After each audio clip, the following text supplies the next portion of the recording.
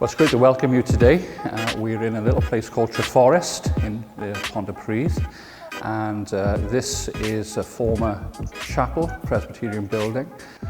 Well, in 2020, in the middle of the pandemic, we were all scrambling to try and work out how to still connect with the world at large.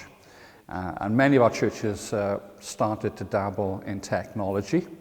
And we felt in Southeast Wales, where this project is based, that we wanted to produce something that was specifically aimed at people who were outside the church community. It was very obvious that many churches were trying to put services online, that they wanted to connect with people who were already within the church. But the world at large were asking lots of questions about faith. So we felt that there was a very clear missional opportunity to produce materials that was aimed at people who were asking questions. And that's where the Sanctuary was born. It's a project that is aimed at people who are outside of the church rather than people who are part of the church. Well, good afternoon and welcome to the Sanctuary. My name is Wayne Adams. And over the next half an hour, we'll be chatting, listening to some good music, and doing a little bit of exploring. So people have been asking us, why are we doing this? And that's been a great in to encourage other people to use the facilities. So, as I've already said, we are primarily interested in reaching people who don't know Jesus, and that will always be the main focus. But at the same time, in Southeast Wales, there's a great need in our churches to produce materials for worship, sermons perhaps, and so we see there an opportunity to actually support our pastorless churches, and that's the second leg of what we want to do. The third leg is people saying, can we use your facilities? And already we've had Bible Society, we've had Sold Out, and we've had covenanted churches using the facilities, and we feel that if it's done to a great level, then there's an opportunity to actually to help the church come together at the central point and using our technology to bless others.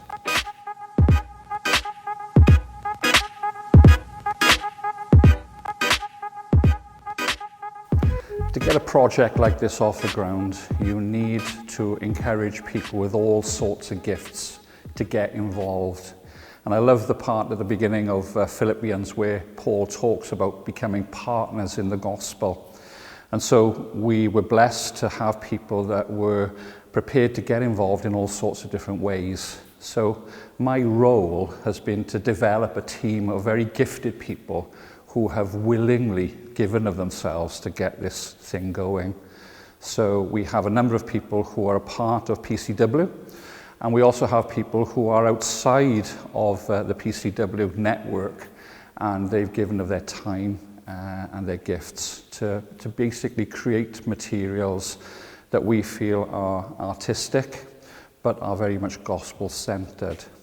And so it's been a very exciting journey of partnership with all sorts of different people.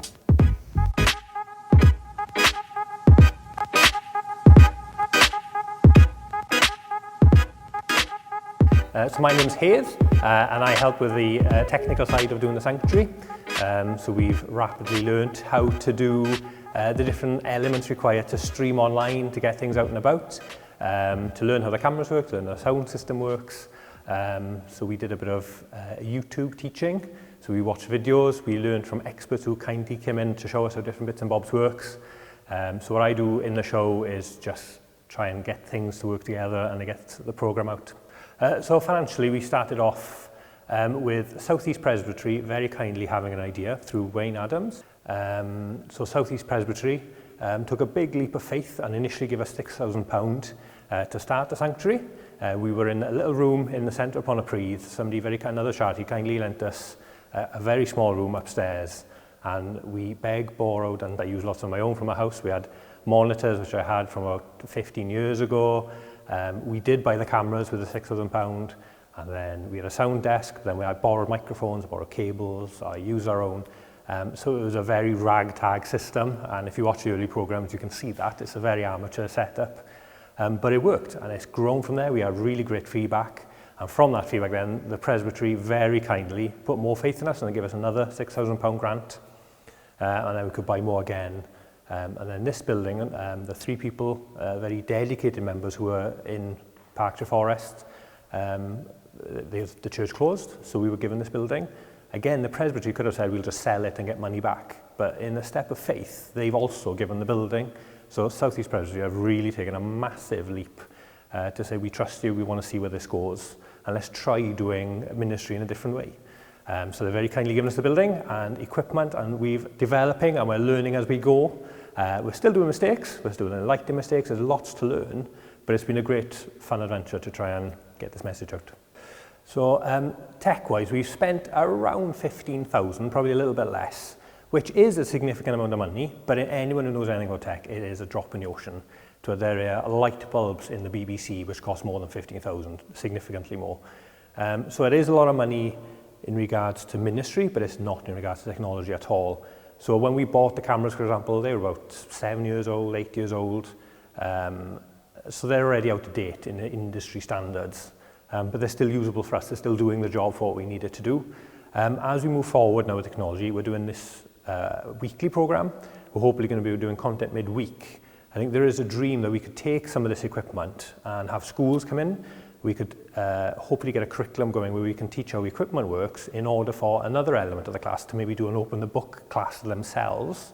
So we do that element of the lesson as well.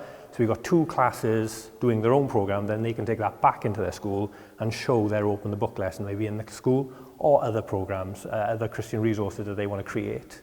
So we can use this as a resource to also do children and youth work. If we can use this as a resource for maybe local artists to come in to use it, and they can record, we can build a relationship with them. It's another way, I think, of serving our community in order for them to come in, for us to share the message with them. So it's a ministry tool, not just to create content to put out on behalf of the Presbytery, but the Presbytery hopefully could use it to do some of their ministry in a different way, and a different way of serving people. So technology-wise, the equipment's already out of date, if you like, so you constantly need to keep spending, you constantly need to keep upgrading, whilst also making best use of what we've got. And that's what we've got to do. You've got to cut your cloth to the money available, and we are wholeheartedly thankful to South East Presbytery for taking this faith in us. And if other presbyteries would like to do it, it would be an honour to go around, advise, help, source as well. So if we can do it for other presbyteries as well, we'd be very grateful to do it.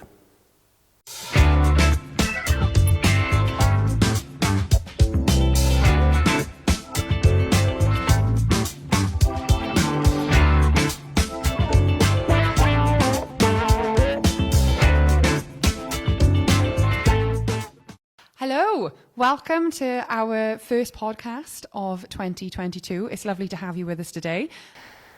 My name is Jess Morgan and I'm a member of the team at the Sanctuary. Part of my role is to bring creative ideas and a little bit of creative inspiration. So when we were first coming up with the concept of the Sanctuary, we were really aware of the richness of creative people who are in Wales and people who have got something to say through different modes of creativity. So whether that's spoken word and poetry, music, instrumentation, we were just really inspired actually by the amount of people that we were seeing on social media and live and even just in local churches who had incredible gifts.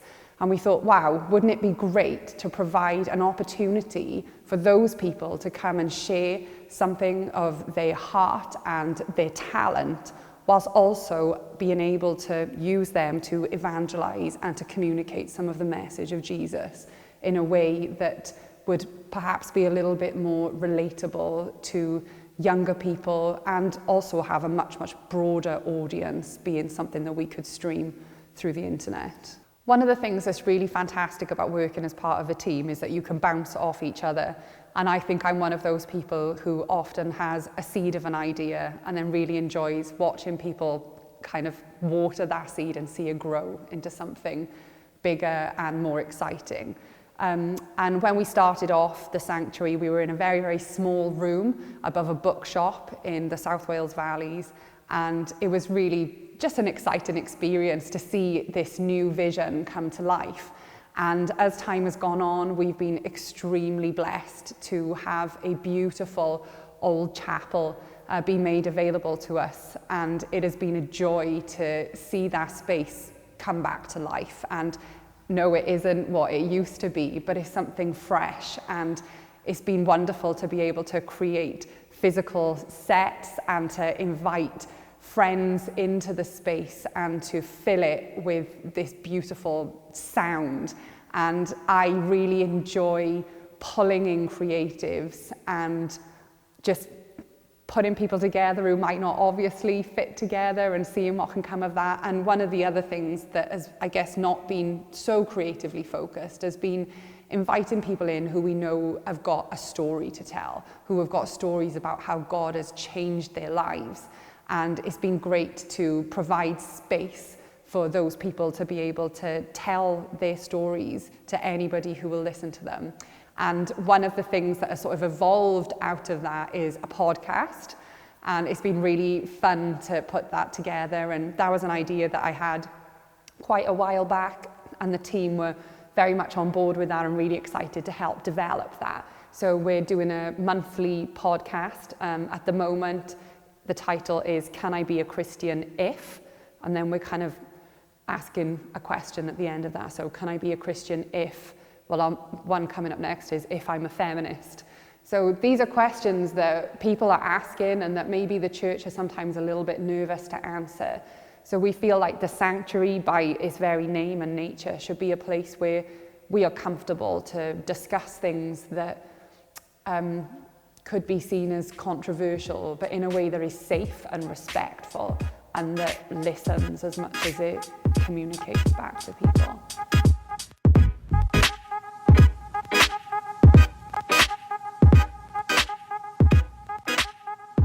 So I'm Meg Tynan, and I have a part-time job with the Sanctuary. I've been working with them since July 2021, and my official title is the Digital Missions Worker, which basically means that I work on their online content on social media and their websites.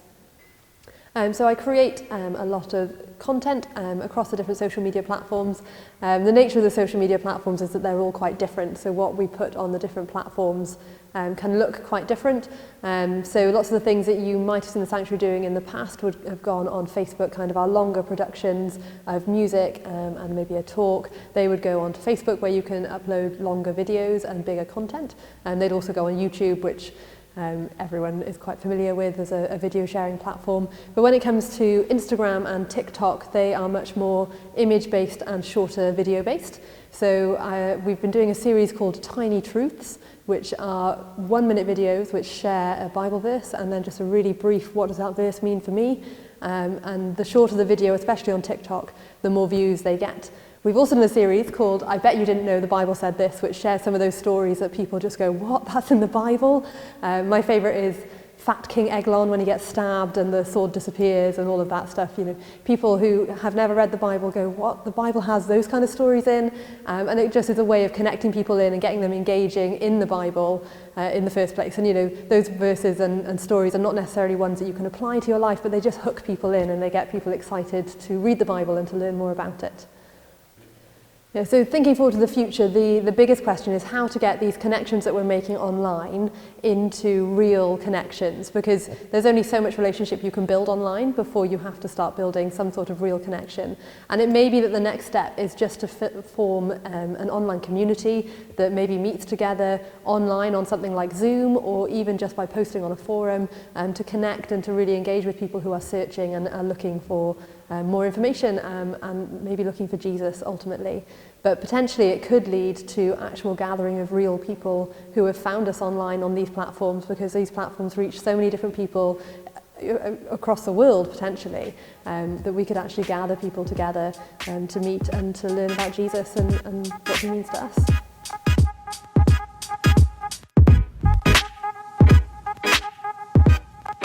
So there is actually one of our team missing today, Nick Roylance, who's been involved with the Sanctuary from its conception really. And Nick can turn her hand to anything. She helps behind the scenes with the tech, she's been on camera, she helps prepare content for some of our social media platforms. Twitter in particular is her realm. But mostly she is the mum of our group. She's the one who remembers to make the teas and coffees for the guests. She's the one who remembers to write thank you cards and to buy gifts. She's the one who will turn up with a bunch of flowers when you've had a bad day. And you just cannot underplay the role that has in having someone who you just know you can trust to be warm and friendly when people come to the sanctuary. The most far away from religion I could ever think about. So it's gone. It's gone. And I'm going to remove the rest of it. So starting something like this, you have to start small. And we started off with very little equipment and we made the very best of it. And I think it's very important to say that it's surprising what you can do with very little. The big thing is to have vision and to have drive to make it happen. Now, if you can have people that will come on board and help you along the way, that's great. But we shouldn't be overly worried about not having many gifts. What we should be more interested in is to say, how can we use what we've got and be positive about that.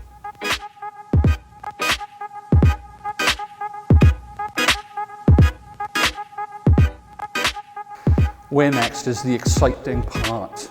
I'm always a person to look forward. And again, that's a big part of being in a team because we bounce off each other with all sorts of new ideas. And I think what we want to be careful of is that just like church, we don't get into a rhythm and routine of doing the same thing all the time. We want to do new things. And that will mean taking risks and sometimes getting things wrong, but we feel that it's far better to try and fail than not to try at all. So in going forward, we want to maintain a very clear view of reaching people that don't know Jesus. Just down the road, we have the university, and we'd like to build links with them. And we'd also like to build links with the local community. So we want to use this facility for community choirs. We want to build links with the arts community. And we feel that there are many people who are in that world that are people who have a spirituality, but they don't know how to get to know Jesus. And so we feel that, as the name suggests, Sanctuary is about being a safe place where all sorts of people can come and learn about faith. And that is always going to be our mission.